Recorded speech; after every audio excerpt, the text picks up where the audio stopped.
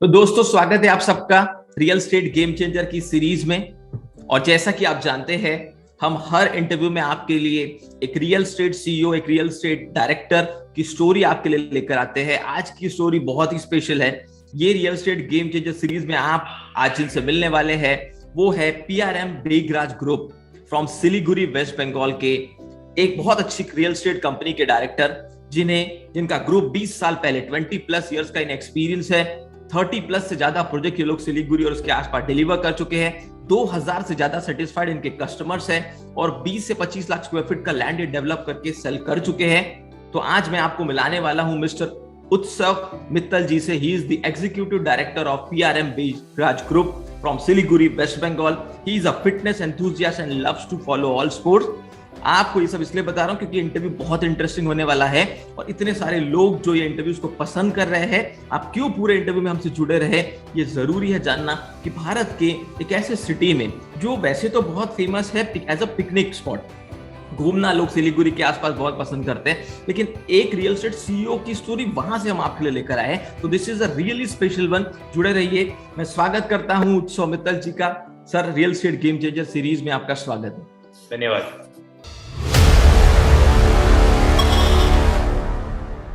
तो उत्सव जी, मैं सबसे पहला सवाल आपसे ये पूछना चाहूंगा कि हमारी ऑडियंस ये जानना चाहती है, जो रियल स्टेट एंटरप्रेन्योर्स है, अपकमिंग ब्रीड ऑफ एंटरप्रेन्योर्स, कि एक सीईओ, एक डायरेक्टर की जर्नी कैसे शुरू होती है। मतलब आपका कैसा रहा स्कूलिंग, कॉलेज और रियल स्टेट में एंट्री कैसे हुई, कैसे आपने सब शुरू किया, हमें बताइए। See, basically I have been born and brought up in Siliguri से। तो मेरी जो एजुकेशन है, स्कूलिंग मेरी सब सिलीगुड़ी से हुई है, डॉन बॉस्को स्कूल से। एंड सिंस ये एक छोटी जगह है, यहाँ पर एजुकेशन का उतना ज़्यादा स्ट्रॉन्ग एक्सपोजर नहीं था, तो इसी के लिए कॉलेज के लिए मैं दिल्ली गया। I have graduated from Tirumal college, university of Delhi, and after that I pursued my masters in management from UK city university Cass business school से। मैंने अपना मास्टर्स इन मैनेजमेंट किया है।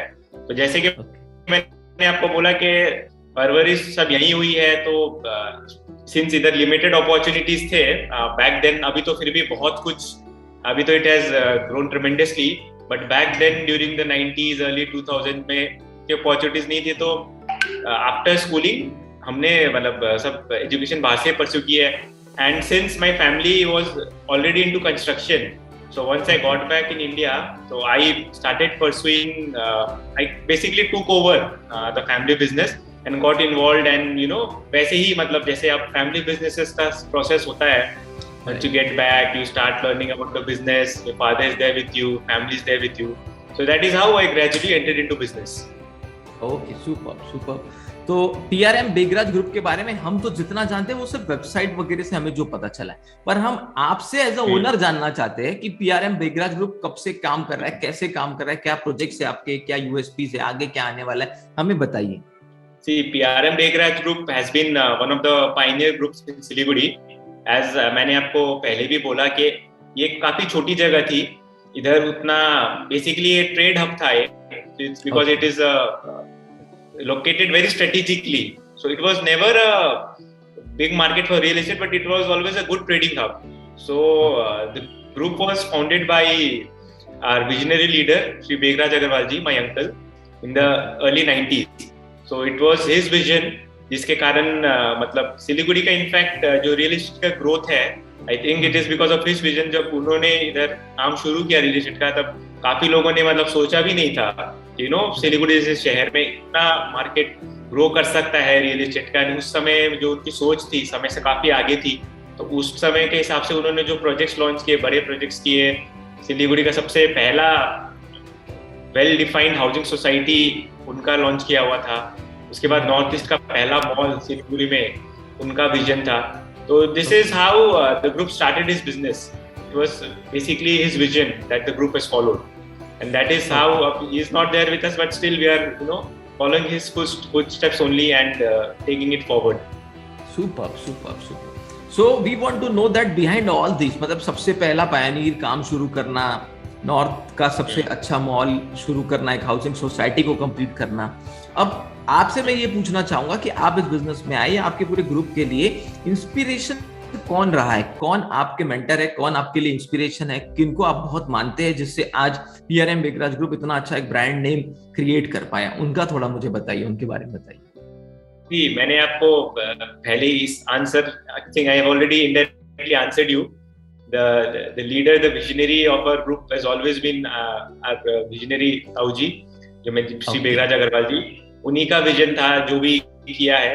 He is not there with us, but जो भी हम सीखे हैं, जो भी एक विजन आया है, जो भी एक काम करने का स्टाइल है, एग्रेशन है, जो भी आप बोले, I think it is all because of him that we are here and we are still able to pursue much higher dreams.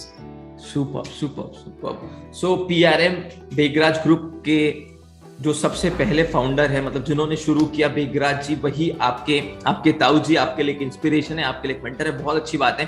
और बहुत सारे second and third generation entrepreneur से जब हम ये इंटरव्यू ले रहे हैं तो नो डाउट उन्होंने अपनी बहुत सारी चीजें रियल एस्टेट की शुरू की और सीखी उन्हीं के फैमिली के सीनियर्स से है.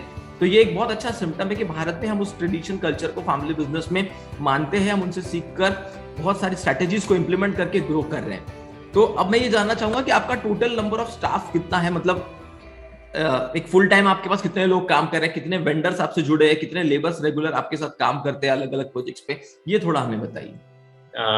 Again, this is like a little bit of tricky question because we have such a huge range of projects. अब क्या है कि आप जैसे जो स्टाफ बोल रहे हैं बेसिकली वो दो भाग में बटे हुए हैं. हाँ बिल्कुल, फुल टाइम होते हैं जो हमारी core team. So at the moment we have got around 400 people working for us full time. They are spread across different projects over northeast. So full time would be around 350 to 400 people, and then then there are other people who are indirectly with us only through the contractors. There are other indirectly working for us only. Then those numbers are huge. I mean, one project itself engages around 400 to 500 people if you take the workforce into account. Right. If you consider 8 to 10 projects simultaneously that we're running, so that numbers would be very big. I think it will cross around 5,000 workers indirectly. Yes. Thank you so much for sharing this with us. So I want to remind all our audience, आप इस बात को समझिए कि एक real estate entrepreneur का किसी city में जब काम अच्छा होता है, कोई ब्रांड नेम के साथ काम करते हैं तो कितना एम्प्लॉयमेंट जनरेशन होता है. 400 से 500 लोग इनके साथ काम कर रहे हैं. एक प्रोजेक्ट पे 300-400 का वर्कफोर्स होता है. अगर 8 प्रोजेक्ट भी चल रहे हैं तो 4 से 5,000 लेबर, वेंडर, 5 से 7,000 लोगों के लिए एम्प्लॉयमेंट जनरेट कर रहे हैं. और इसलिए तो कहा जाता है कि real estate is one of the most powerful sector. अगर एग्रीकल्चर के बाद कोई सेक्टर सबसे ज्यादा एम्प्लॉयमेंट भारत में जनरेट करता है तो वो रियल एस्टेट सेक्टर है. Thank you so much for sharing this. मेरे सवाल पूछने का रीजन ये था कि क्या लीडरशिप स्ट्रैटेजी आप बेगराज ग्रुप में फॉलो करते हैं कि इतने सारे लोग आपके साथ जुड़े हैं, इतने साल से आपका काम हर साल बढ़ता जा रहा है, तो आपकी लीडरशिप की कोर स्ट्रैटेजी क्या है?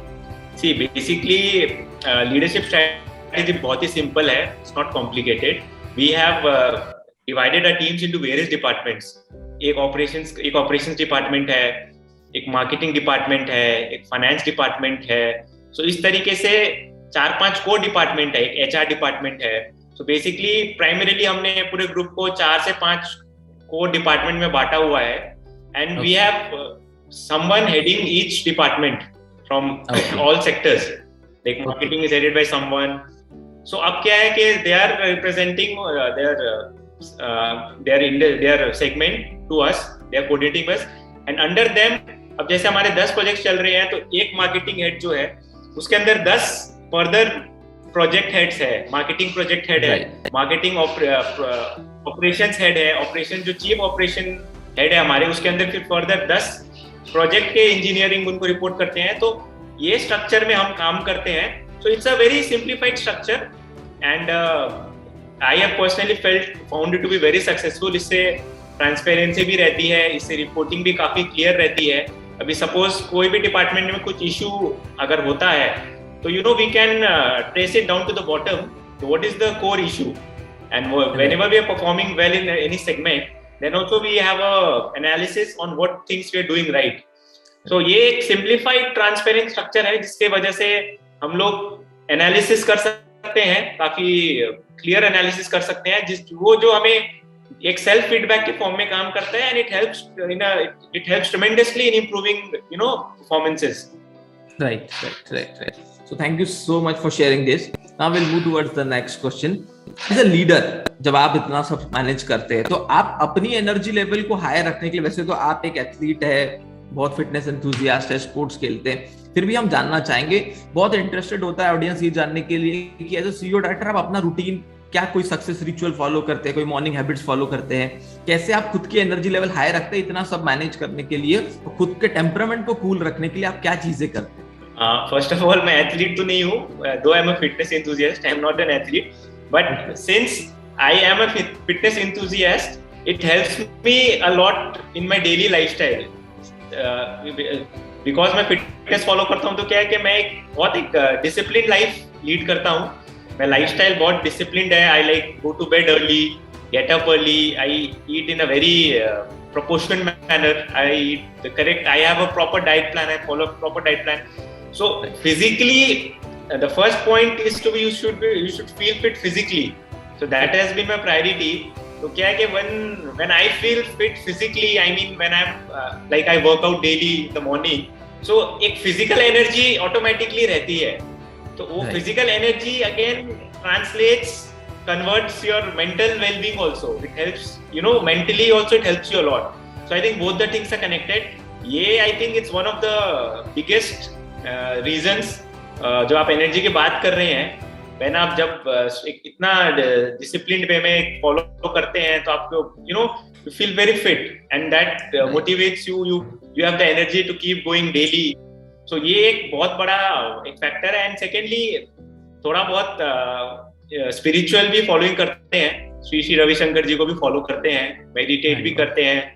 तो at times there are days when things don't go right, things get very stressful, so then there comes a mental side also. So उतना रेगुलर फॉलो नहीं करता, but yes I do follow. हफ्ते में 2-3 बार meditation करते हैं, वो करते हैं, तो mental wellbeing part is taken there itself. And then again as I told you, because of our visionary leader, and that larger picture is always there in the back of our mind, where we want to go, where we are. So there is always that self motivation. So combination of all the three factors, physical well-being, mental well-being, combined with a vision where we see ourselves down the line. So all three factors combined, gives you the drive and the push to take that leap ahead. Right. Thank you so much for sharing this. मतलब physical exercises का combination और meditation, इससे आप अपना physical और mental दोनों level को एकदम स्ट्रांग रखते हैं. Thank you so much for sharing this. अब बात करते हैं टीम की. एक पावरफुल टीम आपके पास है, तो इतना सब कुछ आप कर पा रहे हैं, पर आप अपनी टीम को इंस्पायर और मोटिवेटेड कैसे रखते हैं? What are the things you are using, what are the strategies you are using in your company? See basically आज के दिन में we are heavily depending on CRMs. So that is one tool that we have, engaged very comprehensively. इससे क्या है, we always have a defined, हर चीज एक target oriented है. आप उसको सेल्स लगा लीजिए, सेल्स अगर आप पूछेंगे तो मंथली एक टारगेट लेके चलते हैं कि XYZ फिगर्स हमें अचीव करना है. और ऑपरेशंस की अगर बात करें तो हर एक वर्क प्रोग्रेस भी मॉनिटर करते हैं कि by the end of this month we see ourselves doing, reaching this stage of work. Next month we see reaching at this stage of work. Then we have the overall larger picture. How much time are we looking to complete this set of projects? So जैसे हमारी teams segregated है, वैसे ही हमारे department wise goals and micro planning काफी करके चलते हैं हम. एक larger picture के साथ there is micro planning at every stage. आज अगर हम selling की बात करें तो if we target let's say 50 units per month कि हमें sell करना है, तो 50 units के further micro planning करते हैं कि जोग्राफिकली हम यहाँ 5 कर सकते हैं, डेमोग्राफिकली ये 5 हो सकते हैं. तो there is a lot of planning involved in every department, in every aspect of a business. So once we focus ourselves to achieve those targets, that is an indirect, that is the best way to motivate a team actually. They have a very clearly defined route which they need to take. So वो root को ही उनको motivate करके चलते हैं कि micro और macro level पे बहुत क्लियर है what are we looking at. So picture इतनी क्लियर रहती है तो it helps them to perform better. The biggest plus point with us is clarity in every step that we are doing. So I think this is one of our major. And through the software that we have, now everything is technology oriented driven. The technological aspect takes care of, you know, detailing. Like it's not possible to sit with everything with everyone. So the software comes into the picture and we get a detailed analysis of any sort of report that you want. So ये सब मिला जुला के this is how we drive the team. Superb. Thank you so much for sharing this. I want to tell all our audience, आप बहुत ध्यान से समझिए, बहुत बड़ी चीज उन्होंने आज आपके साथ शेयर कर दी कि CRM के सॉफ्टवेयर का यूज करके, टेक्नोलॉजी का यूज करके, माइक्रो और माइक्रो लेवल की प्लानिंग करके और क्लैरिटी के साथ हर डिसीजन लेके they have made a wonderful effort in Dehradun और इतनी पावरफुल टीम के साथ आज वो काम कर रहे हैं कि एक अच्छा ब्रांड नेम एस्टेब्लिश कर पाए हैं। तो आपको भी ये समझना बहुत जरूरी है दोस्तों कि अगर आपको एस्टैब्लिश करना है अपना ब्रांड नेम, तो ये वो लीडर्स है जिनको आप फॉलो कर सकते हैं। ऐसा कहा जाता है कि किसी सक्सेसफुल व्यक्ति को फॉलो कीजिए, अगर आप सही राह पे चलते तो उनका 50% 30% तो जरूर अचीव कर लेंगे। तो ये वो रियल एस्टेट सुपर हीरोज है, ये वो रियल एस्टेट गेम चेंजर्स हैं जिन्होंने भारत में मेहनत करके अपना एक वजूद, एक ब्रांड खड़ा किया है। आगे बढ़ते हैं सर, रियल एस्टेट में ग्लोबल इश्यूज भी कभी कभी आ जाते हैं, कभी कोई स्टेट रूल्स होते हैं, कभी लॉज होते हैं, कभी गवर्नमेंट की चीजें, तो ये आप कैसे मतलब मान लीजिए कोरोना आ गया, 1.5-2 साल बहुत सारी चीजें इंडियन रियल एस्टेट के मार्केट के बारे में कही गई, फिर कभी रेरा आ गया तो रियल एस्टेट रेगुलेटरी एक्ट की वजह से कुछ चेंजेस हुए, कभी मान लीजिए नोटबंदी का बहुत इंपैक्ट हुआ रियल एस्टेट की इंडस्ट्री पे। ये 2-3 चीजों से आपने कैसे डील किया और क्या इंपैक्ट हुआ आपकी कंपनी? देखिए, इंडस्ट्री में अगर काम करेंगे तो चैलेंजेस तो आते ही रहेंगे। आपने रेरा बोला, आपने नोटबंदी बोला, जो भी आपने जीएसटी बोला, चैलेंजेस तो आते रहेंगे। The only way to survive is to adapt. I mean, अगर आप अडैप्ट करने की कैपेसिटी रखते हैं, then you will be able to overcome the challenges. And if we become rigid, अगर वो आप रिजिड हो जाएंगे कि यार अब ये इंडस्ट्री का क्या होगा, ये ऐसा हो गया, काम नहीं कर पाएंगे, वो माइंडसेट लेके चलेंगे, तब तो I mean it gets very difficult to survive. Survival ही डिफिकल्ट है, ग्रोथ तो दूर की बात है। सो जो भी चैलेंजेस आते हैं, we have always taken it on our face. I mean, उसको एकदम प्रॉपर्ली एड्रेस करने की कोशिश करी है। अब आपने एक रेरा का एग्जांपल मैं आपको देता हूँ। जब रेरा आया तो बहुत सारी अनसर्टेनिटीज थी कि क्या होगा, नहीं होगा, एक अलग तरीके से काम होगा। तो the best solution that we had was to understand what it is actually, what are the rules and regulations, and we try to build a team of 2 to 3 people who would dedicatedly look into this field. What changes does our existing business need in terms of operations, in terms of sales, because it had a very defined set of guidelines in all aspects. Especially RERA is primarily oriented towards selling. Customers protection उनका primary focus था। तो उसमें जो चीज हम paper पे नहीं कर रहे थे, उसको हमने एग्जीक्यूट कराना शुरू किया। थोड़े से इश्यूज आए, क्लैरिटी नहीं थे, but over the period of time उसमें जब लगे रहे, उसको परस्यू करते रहे, डेडिकेटेड टीम मेंबर्स उसमें सब्जेक्ट को लेके काम कर रहे थे, एक्सटर्नल एजेंसीज का भी सपोर्ट हमने लिया। तो this is how we overcame that challenge, not by, एक होता है कि not by cribbing about it, but by facing it on the face किया, उसको काफी ओपनली एम्ब्रेस किया, एंड ग्रेजुअली देखा कि मतलब ट्रांजिशन अच्छा रहा। आई फेल्ट के बाकी भी काफी प्लेयर्स रहते हैं। I think because of our focus on the regulations, we were able to adapt much better. तो this is how we go about it. अब शुरू में जब रियल एस्टेट का एक काम करते थे, उस टाइम पे तो सर्कल रेट का कोई कॉन्सेप्ट था नहीं, बाद में गवर्नमेंट ने वो भी कॉन्सेप्ट लाया। तो उस समय भी फिर सारा प्लानिंग वैसे ही किया कि अब इस सिस्टम से काम करना है। तो जैसे जैसे हिकअप्स आते हैं उसको एम्ब्रेस करते हैं, कोशिश करते हैं कि जितना उसको समझ पाए, उससे अडैप्ट कर पाए, यही पॉलिसी लेके आगे चलते हैं। Super, thank you so much for sharing this. और फ्लेक्सिबिलिटी और अडेप्टेबिलिटी का मंत्र अपनाकर इन्होंने इन सब चीजों के साथ डील किया। आगे बढ़ेंगे, ये बात करेंगे सर कि ऐसा कहा जाता है कि बहुत सारी किताबें लाइफ को कभी कभी चेंज कर देती है, other than the formal education what we take. So आपके रेगुलर एजुकेशन के अलावा कोई ऐसी किताब जो आपने पढ़ी हो, जो आपको बहुत इंस्पायर किया हो और इस इंडस्ट्री में आपको बहुत हेल्प किया हो, या वो कोई भी किताब हो सकती है, लाइफ से रिलेटेड, पर्सनल डेवलपमेंट से रिलेटेड, आप अगर ऑडियंस के साथ हमारी शेयर करना चाहे, कोई ऐसी बुक जो आपको इंस्पायर करती है? देखिए, मैंने मतलब ऐसे तो मैं बहुत लोगों को फॉलो करता हूँ, बट जी टीवी के जो सुभाष चंद्र जी है, उनकी जो एक बुक आई थी द जी फैक्टर, वो बुक मैंने पढ़ी थी। And though it's not related to real estate, but वो मेरे को काफी मोटिवेट किया because you know it shows his entrepreneur spirit. वो जब भी कोई एक नए फील्ड में गए, though he was a newcomer in that field, how he excelled and came out on top every time. Super. And how he used to love taking up challenges. तो हालांकि वो रियल एस्टेट है, but personally I think it inspired me a lot कि मतलब जो बंदा उस field से बिलोंग नहीं करता है, उतना उसका पैशन है बिजनेस को लेके, उतना उसका एंटरप्रेन्योर स्पिरिट है, मतलब he has that zeal कि वो नए लाइन में घुस के भी पुराने प्लेयर्स को पीछे छोड़ के भी ही एक्सेल्स इन हिज फील्ड। सो वो बुक पढ़ के मतलब बहुत ही मोटिवेटेड हुआ, बहुत ही मोटिवेट किया उसने कि मतलब जब एक बंदा इतना मैग्निफिसेंट करियर है कि मतलब अलग अलग अपॉर्चुनिटीज को पकड़ता है, उसको एक्सेल करता है उसमें, तो we what potential we can also unlock. I mean if we give our best we can definitely come out on top. And अगर आप रीजनली बात करें तो मिस्टर हर्षवर्धन न्यूटिया जी है, जो I think someone we can look up to Bengal में। I think one of the biggest players in real estate. He has been a role model कि बंगाल का अगर एक स्टेट पर्सपेक्टिव लेके चलूं रियल एस्टेट का, so I think I can always look up to him कि what are his, उन्होंने जिस हिसाब से अपने प्रोजेक्ट्स कैरी आउट किए हैं, उन्होंने अपने प्रोजेक्ट्स वेरियस पूरे नॉर्थ ईस्ट में किए हैं।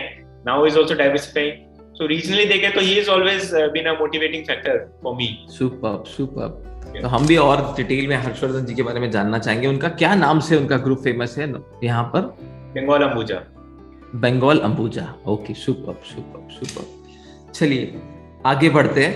अब ये एक बात बताइए कि लाइफ में जब हम अलग अलग चीजें सीखते हुए ग्रो करते हैं, तो कोई ऐसी इंसिडेंट्स हमारे साथ घटित हो जाती है जो एक स्टोरी, टर्न अराउंड स्टोरी बन जाती है। वो हो सकता है जब आप सीख रहे थे बेगराज जी से, या जब आप अपने कॉलेज करियर में थे, या जब आपकी एंट्री हो गई किसी क्लाइंट के साथ डील करते समय, या कोई बड़ा प्रोजेक्ट का जब आप फाइनल कर रहे थे, कोई भी ऐसी स्टोरी आपके साथ घटित हुई तो आपको लगता है कि बहुत कुछ सीखने मिला, टर्न अराउंड स्टोरी थी। ऐसी कोई स्टोरी आप शेयर करना चाहेंगे? देखिए बेसिकली ऐसा कुछ एक स्टोरी नहीं है, बट मैं मतलब कोई एक ड्रास्टिक स्टोरी में बिलीव भी नहीं करता कि मतलब कुछ एक life changing incident. I am more of a believer in taking things gradually and slowly and more of persevering. Right. So my process, or I have always been process oriented. So suppose मुझे कुछ करना है तो बहुत ही slow and steadily उस process में ही believe किया है। Super. मतलब ये प्रोसेस फॉलो करते जाए, रिजल्ट्स आज नहीं है, मे बी कल हो परसों, but always kept on believing that I am doing the right things, so I need not worry about the results, rather stay patient and keep doing the things which I can do correctly. There have been times where performances अच्छे नहीं हुए हैं, sales अच्छे नहीं हुए हैं, but then I've always during those times tried to keep the motivation level high by following the basic processes, and ultimately I have realized that long term में that's the only thing that works. उतार चढ़ाव तो सबके आते रह सकते हैं, sometimes people go through highs, go through lows, but I think if that base is strong, तो आई थिंक बहुत स्टेबल रह सकते हैं लॉन्ग रन में, and it is always a better long term approach. Right, thank you so much for sharing that. Now will move towards the core things related with real estate. अब मैं आपसे ये पूछना चाहूंगा कि मार्केटिंग ऐसा मानते हैं कि बहुत इंपॉर्टेंट रोल प्ले करता है real, but as a director point of view आपको क्या लगता है कि रियल एस्टेट में मार्केटिंग का क्या रोल है और आप लोग क्या स्ट्रेटजीज यूज करते हैं? Absolutely, marketing I think is the key. Marketing ही एक ऐसा चीज है जो आपको डिफाइन करता है। Marketing is such a huge subject, no, it's a huge subject. उसमें तरह की चीजें आती है। मार्केटिंग शुरू होता है आपका प्रोजेक्ट का प्राइसिंग से, आपका प्रोजेक्ट का नाम से, आपका प्रोजेक्ट का प्रेजेंटेशन से, आपके प्रोजेक्ट के थीम से। तो marketing I think is the art of the project. Marketing आप जैसे प्रोजेक्ट की करेंगे वैसे ही लोग आपको परसीव करेंगे, वैसे प्रोजेक्ट को परसीव करेंगे, and that is what will drive the project ultimately. अगर माल ही नहीं बिकेगा, मार्केटिंग ही नहीं करेंगे, तब तो फिर रियल एस्टेट का फायदा कुछ सेंस ही नहीं है। So marketing I think is आज के दिन में, एंड 10 साल पहले और आज के दिन का अगर आप डिफरेंस देखें तो industry has changed a lot. 15 years पहले मार्केटिंग का उतना इंपॉर्टेंस नहीं था। आज के दिन में I think it is of paramount importance. अगर आप if you are not able to communicate to your buyers what product are you giving to them, you won't be able to perform, you won't be able to sell, you won't be there in the industry. So I think it is the most important aspect of the industry at the moment, marketing. Thank you so much. Now we'll talk about sales. Real estate में sales तो no doubt backbone है, industry में sales नहीं होगा तो आपका money का flow नहीं होगा, लेकिन आपका मॉडल सेल्स का कैसा यूज करते हैं आप? मतलब आप क्या एम्प्लॉय ही सेल्स करते हैं, क्या चैनल पार्टनर आपके लिए कोर सेल करते हैं, या combination of employ and channel partner आप ऐसे रन करते हैं? कैसा combination see as I told you the market is so competitive, so कोई भी अगर जरिया है सेल करने का तो we try to utilise all the possible channels of sale. तो उसके टीम तो ऑब्वियसली है ही, चैनल पार्टनर्स का वैल्यू डे बाय डे बढ़ता जा रहा है, उनका कंट्रीब्यूशन भी overall it is increasing day by day. Any form of sale we have to adapt to it, and we cannot be again rigid minded कि नहीं इस form of sale में नहीं जाएंगे। anything that is giving you sale, I think we should always be ready to embrace that, and there are again multiple आजकल digital sales का role it's growing tremendously। digital platform 5 साल पहले तो उतना कुछ रोल नहीं था, आज के दिन में डिजिटल प्रेजेंस का इंपॉर्टेंस इतना बढ़ गया है कि I think it is contributing equally, channel partner, your team, and if you see the digital platform, it has contributed equally. So there are all the these things are important. Now digital platform is something that is going to come up in an even bigger way in the future, and हम देखेंगे धीरे धीरे जो proportion of sale है वो और digitally increase करेगी, digital sales का proportion और future में बढ़ने की उम्मीद है। Okay, thank you so much for sharing this. Operation वैसे तो आपने स्टार्टिंग में हमें बताया कि आप कितने अच्छे से सीआरएम सॉफ्टवेयर के थ्रू ऑपरेट करते हैं, तो वो तो चीजें हमारी ऑडियंस को वहीं समझ में आ गई कि आपके ऑपरेशंस कितने स्ट्रांग है। हम आगे बढ़ेंगे मैनेजमेंट डिपार्टमेंट की तरफ। मैनेजमेंट क्या रोल प्ले करता है, डिसीजन मेकिंग का क्या इंपॉर्टेंस है रियल एस्टेट में, और कैसे और मैनेजमेंट स्ट्रांग हो सकता है अगर आने वाले एंटरप्रेन्योर ये वीडियो देख रहे हैं? मैनेजमेंट का there are two aspects. Management का we as management अपना मेन रोल रहता है पॉलिसीज डिफाइन करना, अब for example from marketing point of view, let's say suppose we are planning to launch a project, so management will decide के what is the pricing that we are looking at, what price we want to sell, how many units, and at the end of the project what realization are we looking at. So management decides the policies of the project, and those policies are then executed by the team members. Same goes with operations also. The management decides how much they need to spend. There are various categories of projects. If we are doing an LIG project, the budget will be constrained. If we are doing an HIG project, the offerings will be much more, the budget will be higher. So management takes key decisions, key policy decisions कि क्या project का क्या budget लेके चल रहे हैं, what segment are we looking at for that project, and those decisions are then again, as I told you, implemented by the team, and then the management role is to monitor everything if things are going as per the policies of the management or not. This is a very primary thing how the thing goes. अब इसमें बहुत कुछ चीजें detailing के भी होती है, but overall basically prima facie this is how things work. Thank you so much for sharing this.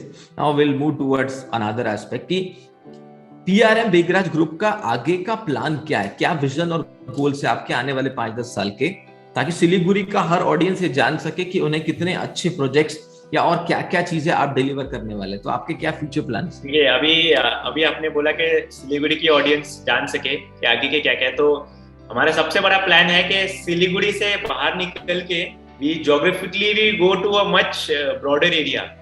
We in fact target to move out of Siliguri. We'll be there in Siliguri, but have projects in all across Northeast India, not just Bengal, but across Northeast India also. We have already started doing that. We have projects lined up in different cities across North Bengal. So already our portfolio is beyond Siliguri now. We have around 7 to 8 projects lined up beyond Siliguri. And beyond Bengal also, we have started working on that. Outside Bengal also, 2 or 3 projects are lined up in the next 2-3 years. So primary focus, as you have said, कि आप next time जब interview ले तो सिलीगुड़ी के लोग नहीं बोल के उसको बोले कि नॉर्थ ईस्ट के लोग क्या और एक्सपेक्ट नहीं, तो हम इसी इंटरव्यू में बोल देंगे कि नॉर्थ ईस्ट के लोग और इंडिया वेट कर रहा है अब आपका हर जगह जाने के लिए। हम तो चाहते हैं कि आप जितना ज्यादा एक्सपांड करें। जितने रियल एस्टेट गेम चेंजर्स को हम कवर कर रहे हैं, देखिए कि एक लीगेसी है। यूट्यूब पे अगर ये वीडियो अवेलेबल है, अगर ये बुक प्रिंट हो चुकी है और ये इतने सारे सीईओस आज ऑलरेडी बुक लॉन्च होने से पहले इतनी डिमांड है, तो ये एक लीगेसी इंटरव्यू हो रहा है। अब ज्यादा ध्यान रहेगा लोगों का इन बिल्डर्स के ऊपर जो कवर हो चुके हैं। तो हम तो चाहते हैं कि पूरा इंडिया आपका टॉप क्वालिटी का रियल एस्टेट के प्रोजेक्ट्स देखिए, आपके क्लाइंट बने, हम मिलके काम करें। ये तो सबसे बड़ा सपना होता है एक रियल एस्टेट एंटरप्रेन्योर का, किसी के भी साथ एज अ जॉइंट वेंचर में काम करना। चलिए, अगर मैं रियल एस्टेट सक्सेस मंत्र की बात करूं, तो आपने जो भी 20 साल में एक्सपीरियंस किया है, आपके हिसाब से ऐसे टू द पॉइंट 3-4 चीजें क्या करनी चाहिए कि रियल एस्टेट में आप अपना नाम और ब्रांड बना सके? देखिए, एज आई टोल्ड यू कि मैं कुछ एक स्पेसिफिक 1-2 चीज को नहीं बिलीव करता कि ये 2 चीज करे तो नाम बने। I am rather a believer in, as I told you, following the correct processes. It's very simple. Yes. Follow the correct processes. Be patient. I think if you keep following the process correctly, things are bound to happen. Obviously, you have to be. There are few certain things you need to be very dynamic. You need to be very well read about the industry so that you can, stay ahead with the time. You need to have that skill to develop a good team. Right. At times we see that people have much more capability, but at times they lack in building teams. So that is where they have difficult in scaling up the businesses. So ये कुछ छोटी चीजें हैं basically, but I think slow and steady and just keep persevering and things will happen. Okay, thank you so much for sharing this. Now we'll come to this aspect. आज जैसे real estate grow कर रहा है, एक training and coaching का, development का बहुत बड़ा रोल धीरे धीरे रियल एस्टेट इंडस्ट्री में। जैसे हमारी पूरी टीम, मैं स्पेशली काम कर रहा हूँ as a real estate entrepreneur, real estate trainer and coach, कि भारत में एक proper practical real estate coaching and training available हो, और कम से कम आने वाले 10 साल में 1 लाख रियल एस्टेट एंटरप्रेन्योर को हम ethical, honest, transparent real estate में कैसे काम कर सके, ताकि लोगों को जो उनका खुशियों का घर है, जो कई बहुत अच्छे सीईओज ने कहा है कि हम घर नहीं देते, हम खुशियों की चाबी देते हैं, तो ये एथिकली मिले। तो ट्रेनिंग एंड कोचिंग का आपको क्या लगता है कि क्या रोल है रियल एस्टेट इंडस्ट्री में आगे जाकर? आई थिंक बहुत अच्छा एक आपने सब्जेक्ट टच किया है. This is one subject that it should be more इसको प्रैक्टिस में लाना बहुत जरूरी है. आई वुड एडमिट दैट कुछ समय पहले हम भी इस एस्पेक्ट को ध्यान नहीं दे रहे थे, बट जैसे जैसे टीम्स बढ़ती गई उसका इंपॉर्टेंस समझ में आने लगा कि नहीं, दिस इज वन एस्पेक्ट के if you don't train people then there is longevity का फैक्टर आ जाता है. Whereas if you start giving training to the people, you start educating them, it sets a good benchmark. It is good for the industry also. If suppose people are educated, एक industry के लिए भी एक अच्छा message जाता है, and it is very good. And this is one subject that I also personally would want to go much deeper into. This is I think one area training which we can also work upon. Right. So I think a very good point raised by you. अगर कुछ training sessions होते हैं तो I would be more than keen to take those up. अभी existing में हम जो कर रहे हैं उतना बहुत ज़्यादा aggressive उसमें नहीं हुआ as I've told you. But as I told you कि यार जो segmentation है department wise, since we have very senior and experienced person at the top, so वो अपने level पे जो जितना educate कर सकते हैं अपने subordinates को, उस model पे अभी existingly we are doing. But in the future, we need to have more of outside people, outside agencies to come in and give them a more comprehensive training program. Certainly, we need that. Thank you so much for sharing this. Now we will come to the last questions. Real estate में क्या आगे opportunities दिख रही है आपको और क्या कुछ challenges भी दिख रहे हैं? See, real estate में opportunities तो endless है. It is one thing that the land is limited, the resources are limited. And obviously, opportunities ये है कि real estate market is something that is bound to go appreciate only in the long run. Right. It is bound to go up. It is bound to appreciate. So that is, I think, the biggest opportunity. You are into an industry where the chances of industry going downslide is, I think, minimal in the long run. I'm saying, not in the short run. Right. So that is, I think, the biggest opportunity. Now it depends on you to get a right set of projects you should have. You should able to utilize the potential around your area that you have. And I think if you see the challenges, I think it's going to be a very, very competitive industry. It already is competitive, but the way the industry is coming up, new players are coming up, big players are coming up.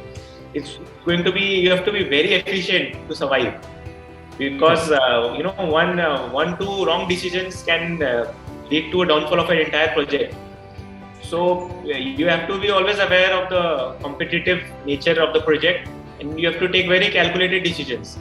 It is one wrong decision can lead to a huge setback for the entire project. So I think the competition, you have to stay ahead of the competition to survive. So that is one of the challenge of the industry. Right.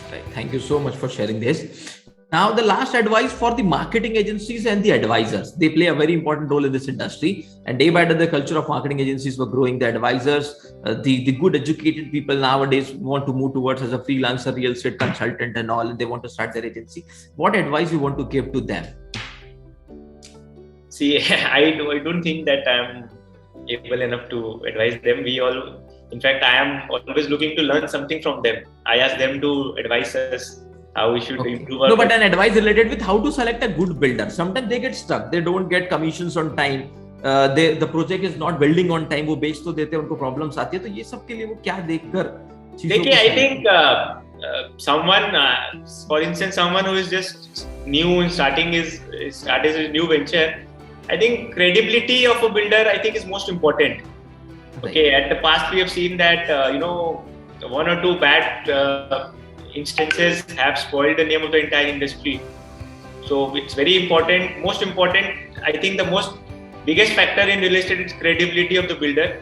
Even the buyers, when they are buying their homes, उनके लिए सबसे जो मैंने experience किया most important है कि किसका project है. Who are the ones who are bringing that project, because real estate is something that trust is very, very plays a huge factor.